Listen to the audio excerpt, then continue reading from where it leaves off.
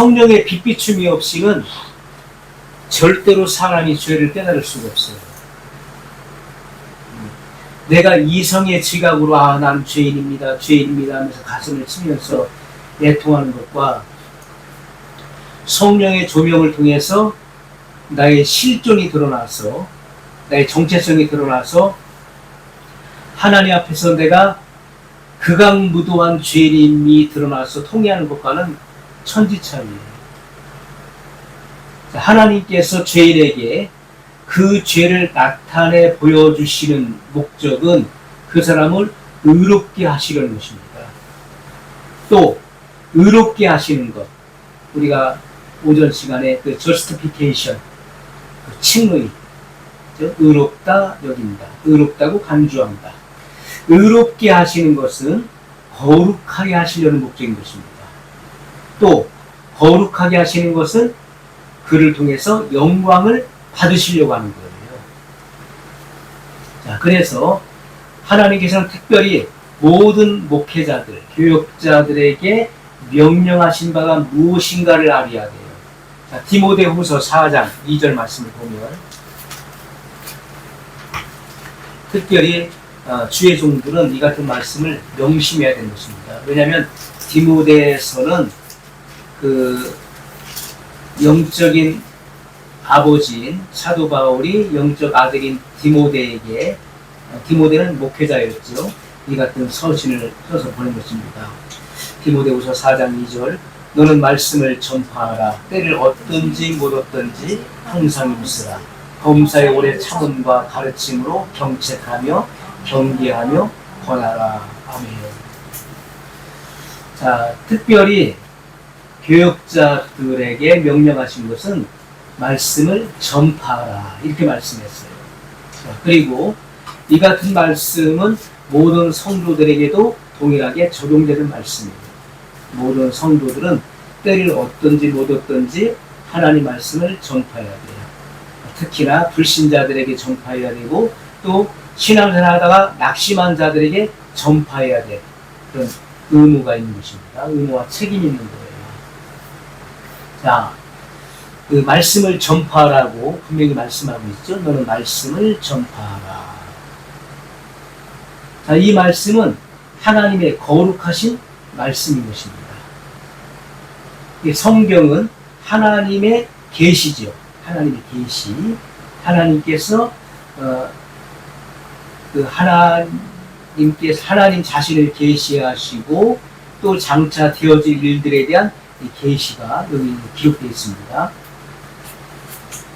자, 디모데후서 3장 16절로 17절을 보면 모든 성경은 하나님의 감동으로 된 것으로 교훈과 책망과 바르게 함과 의로 교육하기에 유익하니 이는 하나님의 사람으로 온전케 하며 모든 선한 일을 행하기에 온전케 하려 함이니라. 자, 온전케 합니다.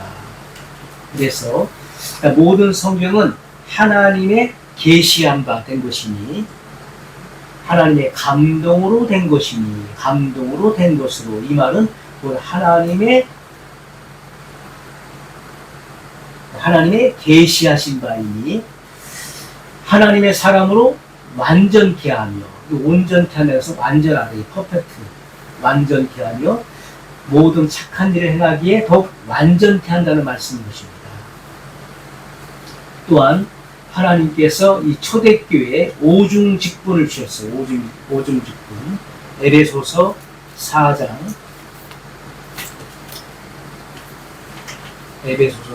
11절로 12절 말씀을 보면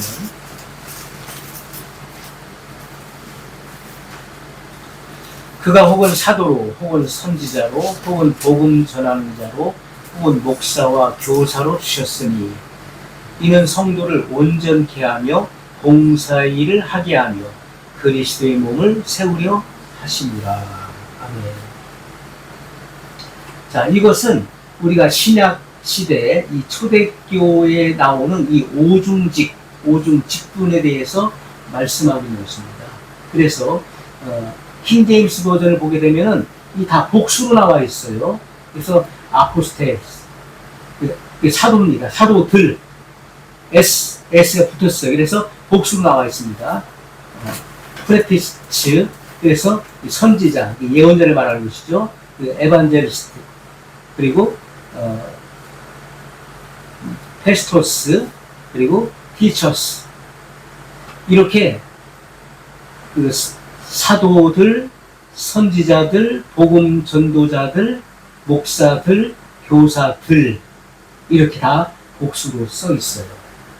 자, 초대교회에 이 오중 직분에 대해서 열거하시면서 이 오중 직분의 그 역할과, 그리고 이 오중 직분, 이 직분자들이 해야 될 첫째가 되는 역사가 무엇인가에 대해서 말씀하고 있는데, 12절에 이는 성도를 온전케 하며 봉사의 일을 하게 하며 그리스도의 몸을 세우려 하십니다.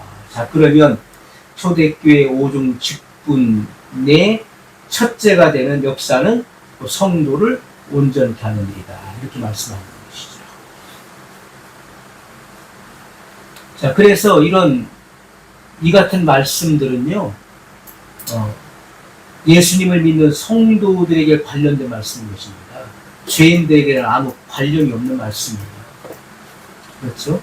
이 교회 안에서 그 성도들을 온전케 하는 이 직분에 대해서 말씀을 하고 있는 것입니다. 그래서 우리가 지금 이 시대에도 어떤 직분을 받았든지 그 직분은요, 성도를 온전케 하는 일들을 해야 되는 거예요. 그것이 가장 첫째가 되는 역사인 것입니다. 자, 사도 바울이 골로새서 1장 28절에 보면, 골로새서 1장 28절에 보면, 자, 사도 바울도 자기와 또 모든 사도들의 설교 목표가 무엇인가를 말씀하고 있어요. 우리가 그를 전파하여 각 사람을 권하고 모든 지혜로 각 사람을 가르침은 각 사람을 그리스도 안에서 완전한 자로 세우려 하니니. 아멘. 자, 분명히 나와 있죠. 우리가 누굽니까? 사도 바울뿐만 아니라 사도들을 말하는 사도들. 그래서 사도 바울이 자기와 모든 사도들의 그 설교의 목표가 뭐냐? 그 분명히 말씀하고 각 사람을 그리스도 안에서 완전케 하려 함에 있다라고 증거하고 있는 것입니다. 자, 그런데 우리가 이 같은 말씀을 통해서 이 같은 말씀을 우리가 분명히 깨달을 수 있는 것은, 어떤 사람들은 애써서 성결을 전하지 않으려고 하는 목회자나 전도자들이 있어요. 성결에 대해서는 아예 말을 꺼내지도 않고 또 꺼내지도 못하게 하는 이들도 있죠. 자, 이들에게 이 사도 바울을 통해서 큰 경성을 촉구하고 있는 것입니다. 왜냐하면 이 죄인들을 죄에서 구원하여 거룩함 가운데로 인도하고자 하는 목적이 없는 설교는 복음의 참 목적을 위반하는 것입니다. 이 설교의 분명한 목적은요, 죄인을 죄에서 구원하여 거룩한 가운데로 인도하는 데 목적을 둬야 된다는 거예요. 이런 목적이 없는 설교는 복음의 본질을 위반하는 것이고 복음의 참 목적을 위반하는 것입니다.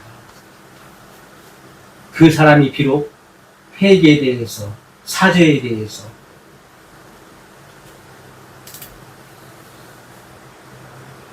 그리고 거듭남에 대해서, 또 기타 모든 분야에 대해서 설교를 잘하는 사람이라 할지라도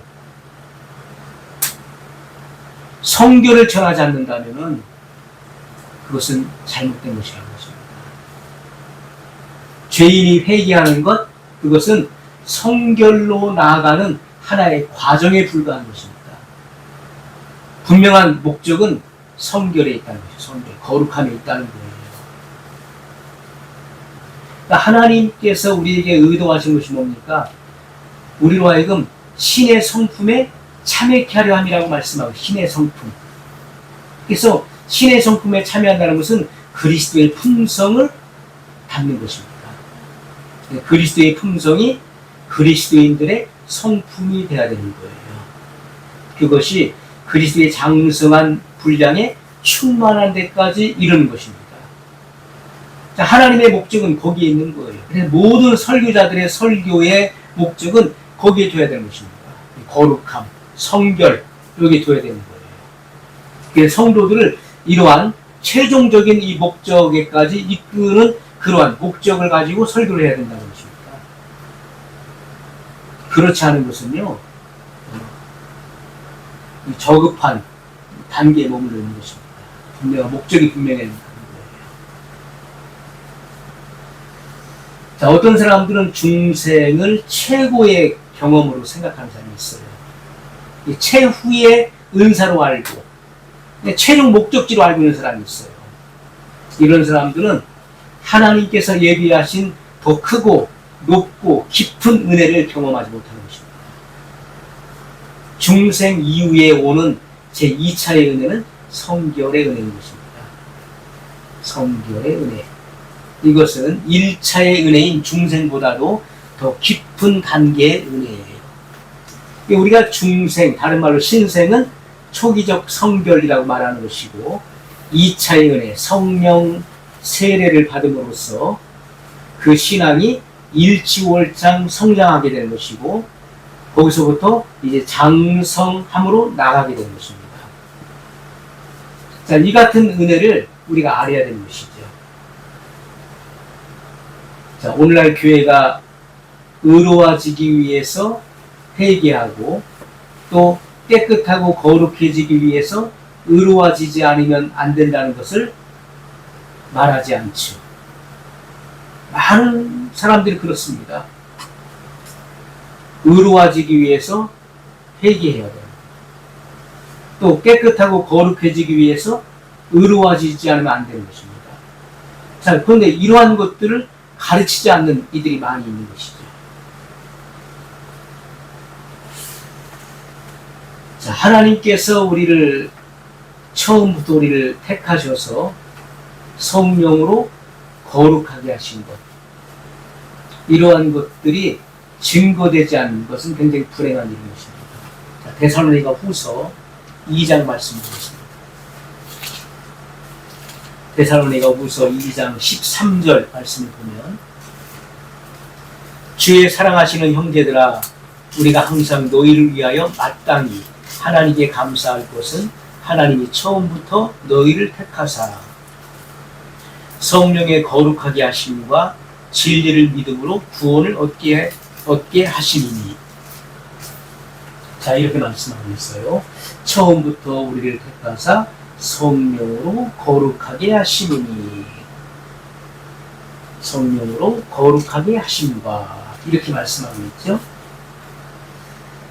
자, 우리는 지옥을 말하는 동시에 모든 사람으로 지옥에서 구원을 얻는 데 필요한 성결을 구하도록 증거해야 되는 것입니다.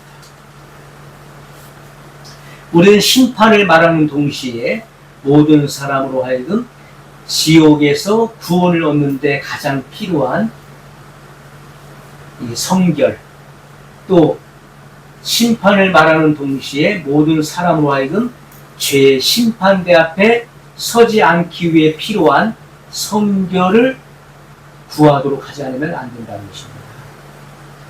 거룩한 생애가 있다는 사실을 말해줘야 된다는 것이죠. 거룩한 생애가 있다는 것을 확실하게 증거해 줘야 돼요. 거듭남 이후에 성결한 생애 속에 들어갈 수 있도록 그것을 안내해 줘야 될 필요성이 반드시 있는 것입니다. 그래서 거룩한 생애를 우리가 보내기 위해서는 먼저 거룩한 마음을 가져야 되는 거예요. 자, 이러한 부분들에 대한 분명한 깨달음이 있도록 증거해야 되는 것입니다. 자, 그래서 주님께서 죄인을 구속하신 이 구속의 최종적인 목적, 마지막 목적이 뭐냐면은 사람으로 하여금 완전히 죄에서 구원받고 성결하게 만드는 것이라는 것입니다. 성결케 하는 것. 그것이 이 구속의 최종 목적이에요. 자, 그래서 우리가 성경 말씀 속에서 사한다, 죄를 사한다, 사한다는 것과 또 의롭게 한다, 의롭게 한다는 말이 194회 나오고 있어요. 194회에 기록되어 있고, 자, 그런데 깨끗하게 한다는 말과 완전하게 한다는 말과 거룩하게 한다는 말이 1500회 이상 기록되어 있다는 것입니다. 훨씬 더 많이 기록되어 있는 거예요. 근데 사람들은 그러한 것보다, 이 성결에 관한 것보다 우리가 죄를 사한다, 그리고 의롭게 한다, 여기에 이제 초점이 더 맞춰져 있는 것이죠. 근데 이렇게 죄를 사한다, 의롭게 한다는 말이 194회에 깨끗하게 한다, 완전케 한다, 거룩게 한다는 말은 1500회 이상 기록됩니다. 그래서 우리가 이 같은 말씀을 미루어 생각하면은, 자, 우리의 설교 속에서도, 자, 죄인의 구원에 대해서 우리가 한 번 설교를 한다면은, 성결에 대해서는 7번 내지 8번을 설교하는 것이 마땅하다는 거예요. 왜? 비율적으로 따진다면.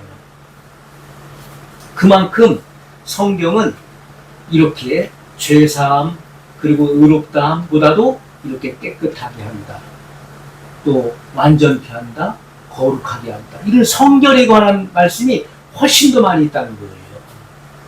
이것은 복음의 본질이 무엇인지를 설명해 준 것입니다.